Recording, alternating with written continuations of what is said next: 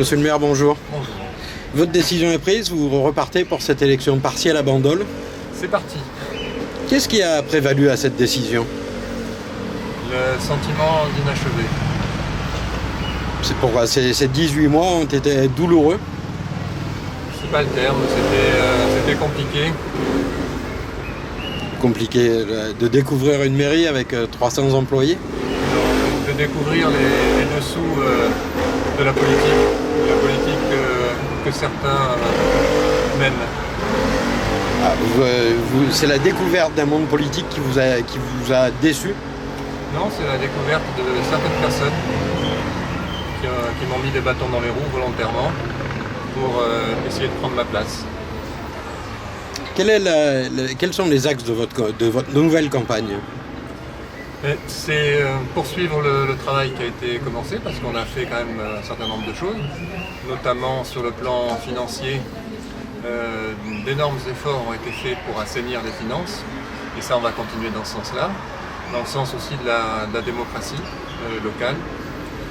Il y a déjà des mesures qui ont été prises, notamment une qui est, je pense, hautement symbolique, ça n'avait jamais été fait, c'est la publication sur le site internet de la commune depuis juin 2014 des comptes administratifs, des comptes de gestion et des rapports des délégataires.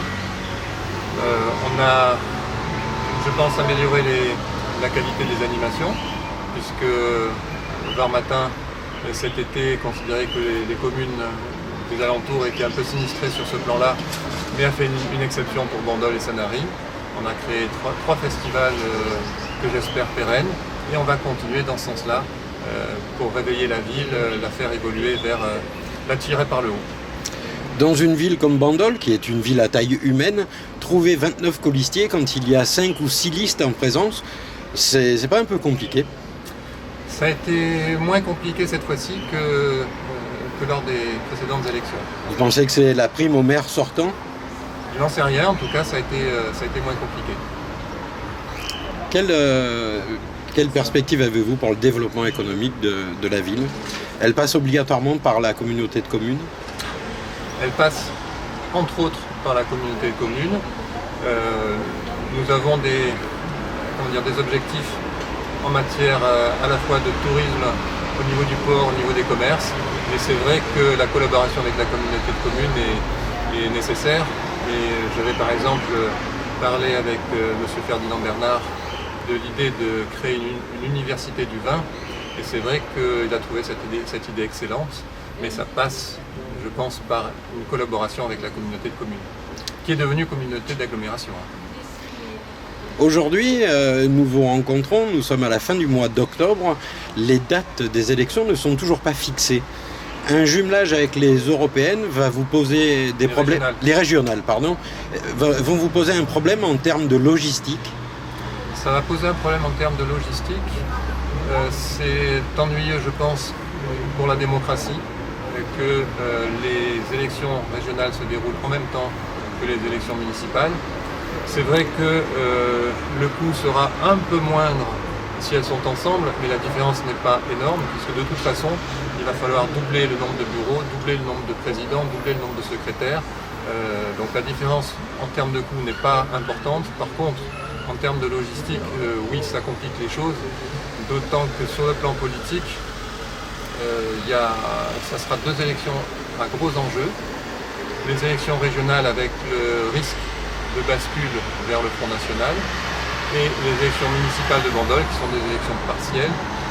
Donc c'est un cas très particulier. On a déjà vécu à Bandol deux élections en même temps, mais il n'y avait pas des municipales au milieu, ça avait déjà été un petit peu compliqué. Là, je crains vraiment des dérapages, des anomalies, des erreurs, des recours, voire une atteinte à l'ordre public. Oui, parce qu'en plus, ce week-end, si d'aventure ça se passe les 6 et 13 décembre, il y a un week-end, il y aura la grande fête du millésime de Bandol. En plus, la fête du vin. Bon. Donc il y aura beaucoup de monde, compliqué. Mais ça dépend pas de moi. Pour l'instant, ça ne dépend pas du préfet. Ça dépend des autres communes de Sud-Sainte-Baume qui, pour l'instant, traînent un petit peu des pieds avec, à leur tête, la commune de Sanary. Elles ne sont pas encore prononcées sur ces dates.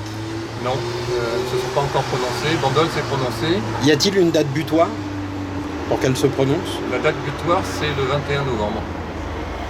Et si les communes attendent le 21 novembre pour se prononcer, les élections ne pourront pas se dérouler en même temps que les régionales. Le préfet sera obligé de les reporter au mois de janvier. Donc j'imagine que ceux qui ont intérêt à ce que les élections se déroulent en même temps choisiront volontairement une date charnière, c'est-à-dire trop tard pour que ça se fasse avant, et juste au bon moment pour que ça se fasse en même temps que les régionales. Mais écoutez, il me reste à vous souhaiter bon courage et je vous dis à très bientôt. Merci.